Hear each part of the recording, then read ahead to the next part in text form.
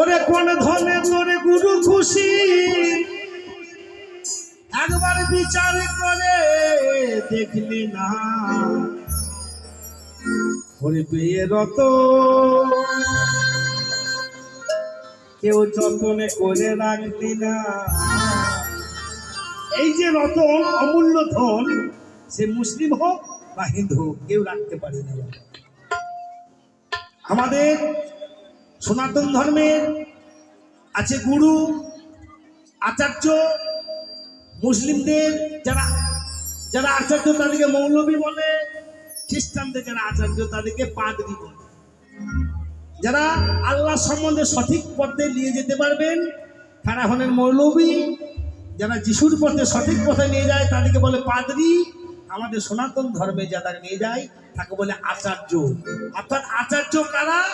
আচরণে সিদ্ধ যারা, আচরণে সিদ্ধ যারা তাদেরকে বলা হয় আচার্য। তাই পেহে রতন যতন করে রাখলি না, পেহে রতন যতন করে রাখলি না।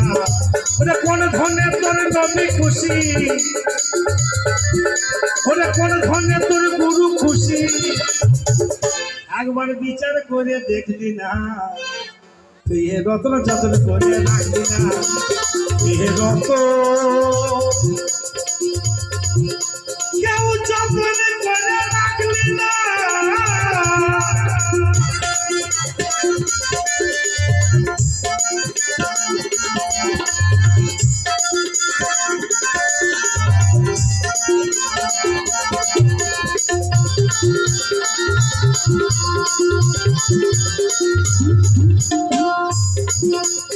আল্লাহ আদম রসুল আল্লাহ,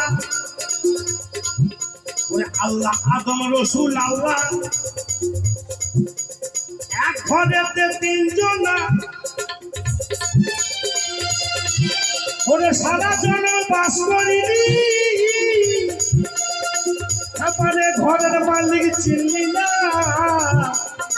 তারপরে ঘরের মালিক চিনলি না।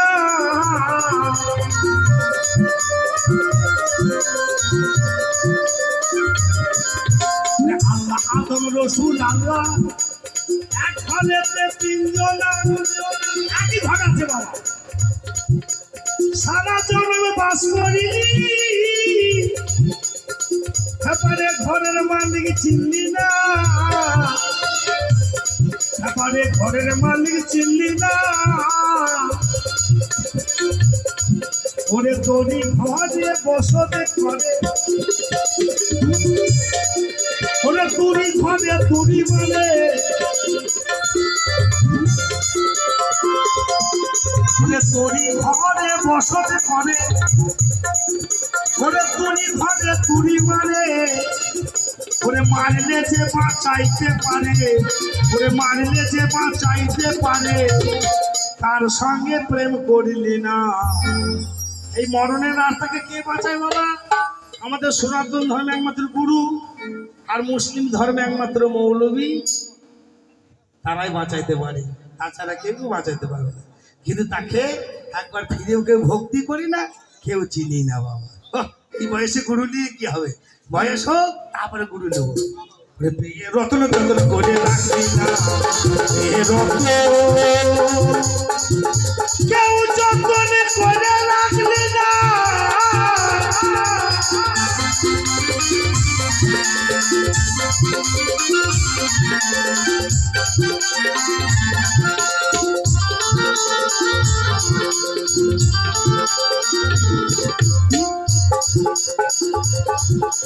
প্রাণ পাখিটা যাবে উড়ে, এই 3.5 হাত জমি খান, জমি খান। তাই সময় থাকতে জেনে নেব এই নকশা পর্চা খতিয়া, এই নকশা পর্চা খতিয়া।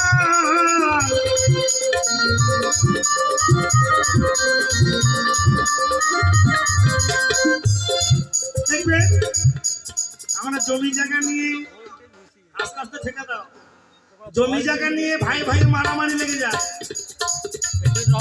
টাকা পয়সা নিয়ে ভাই ভাই মারামারি লেগে যায়।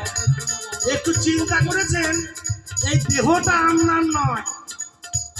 যখন বয়স হবে আপনার চোখ আপনাকে সঙ্গ দেবে না, যখন বয়স হবে হাত আপনার সঙ্গ দেবে না, যখন বয়স হবে আপনার পা আপনার সঙ্গ দেবে না। এই দেহটা আমার